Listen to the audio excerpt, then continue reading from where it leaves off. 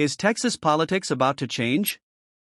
Congresswoman Jasmine Crockett is running for Senate, bringing a fresh strategy to win over Trump supporters. Can she flip the state? To find out, hit that like button, subscribe, and stay tuned as her campaign takes off across Texas.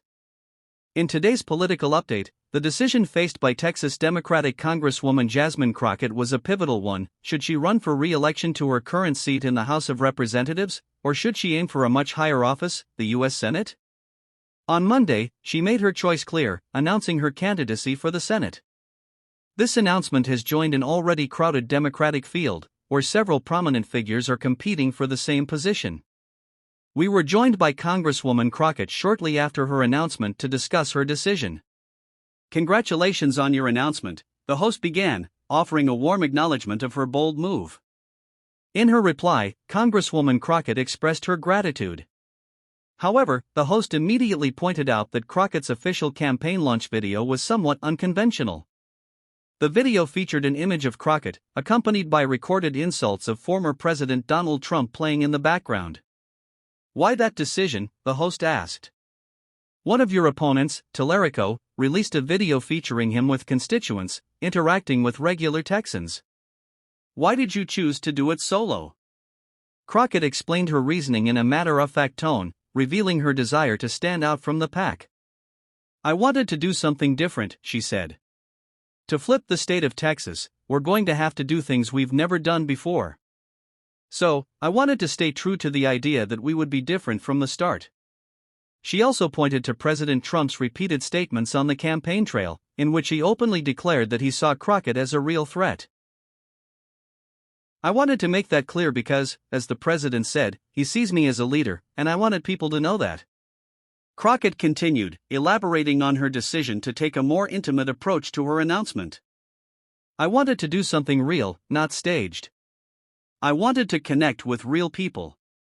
It was important that the announcement felt organic, as if we were in the moment with the people in my district. I wanted to ensure that the speech I delivered had all the substance necessary to show Texans exactly what I stand for, not just an image." The host acknowledged the complexity of Crockett's strategy, especially in a state like Texas, where Republican dominance is well established.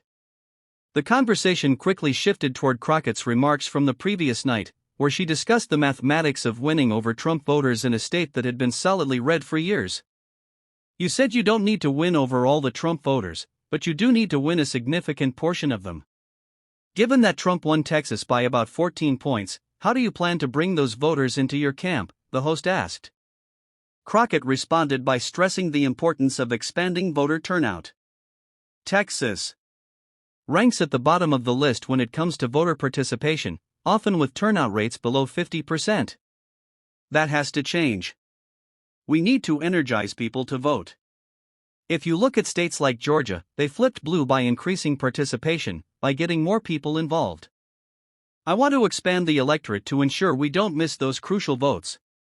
While the host acknowledged that Trump voters could be a tough crowd for a progressive like Crockett, she wasn't deterred.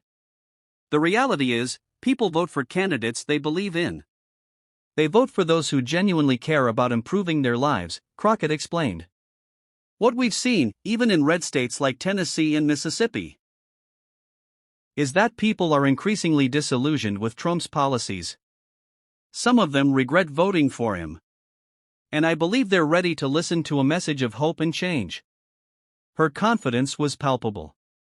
"If we expand the electorate and speak to the concerns of everyone, even those who may have voted for Trump in the past, we can win," she concluded. The host, now more intrigued, turned the conversation to a recent quote from Crockett that had sparked some concern among Democrats. In a December 2024 Vanity Fair profile, Crockett had made a statement about the Latino community and their views on immigration. Her remarks had led to some backlash, with critics questioning whether her words could alienate Latino voters in Texas, a group that had been crucial for the Democratic Party's success in other states. In the interview, Crockett was asked to clarify her position, particularly regarding her controversial comment on Latino voters supporting Trump's tough immigration policies. "In your Vanity Fair profile, you mentioned that some Latinos, particularly those supporting Trump, exhibit what you referred to as a slave mentality. What did you mean by that, and do you stand by that statement?" the host asked. Crockett was quick to clarify. First of all, I want to make it clear that I did not mean that every Latino who supports Trump has that mentality, she said, carefully explaining her position.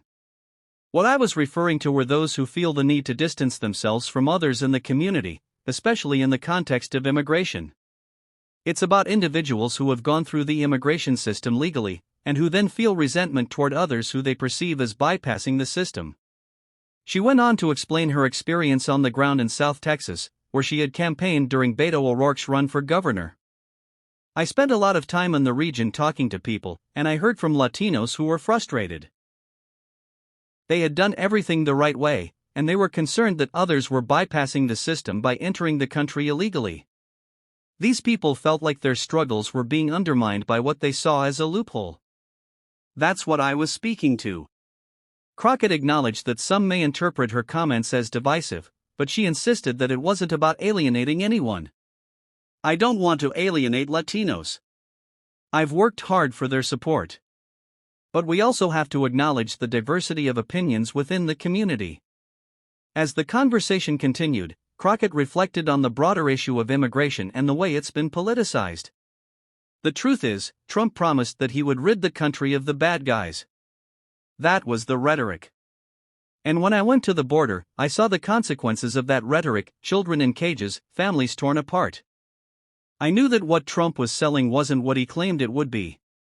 Crockett's voice grew more resolute as she spoke about the human cost of Trump's immigration policies. I know what he did, and I'm not afraid to call it out, she said. It's not about left versus right, it's about what's right versus wrong. And the truth is, Trump sold people a dream that turned out to be a nightmare. The interview shifted gears as Crockett continued to outline her vision for the future of Texas. Her passion for improving the state and ensuring that all Texans, regardless of their background, had the opportunity to thrive was clear. She emphasized the need for leadership that would unite the state, focusing on policies that would improve healthcare, education, and economic opportunities for all. Texas deserves better than the status quo, Crockett said, her determination evident. We need to make sure that our state isn't left behind in the 21st century. We need more than just a political leader, we need someone who understands the struggles of everyday Texans, someone who will fight for them. She closed the interview by reminding voters that the upcoming Senate race wasn't just about party lines, it was about people. I'm not here to play the political game. I'm here to win for the people of Texas. And that's exactly what I'm going to do. As she wrapped up her remarks, it was clear that Congresswoman Crockett was not just entering the Senate race to make a statement. She was entering to win. Her approach, though unconventional, was rooted in a desire to bring real change to Texas, and she wasn't backing down from the challenge. The host expressed his gratitude for Crockett's time and insight, acknowledging that she would likely be a key figure in the race moving forward. We'll be following your campaign closely, he said. Thank you, Congresswoman. With that, Crockett smiled, thanked the host, and left the stage, ready to take on the next challenge in what would surely be a long and contentious campaign for U.S. Senate.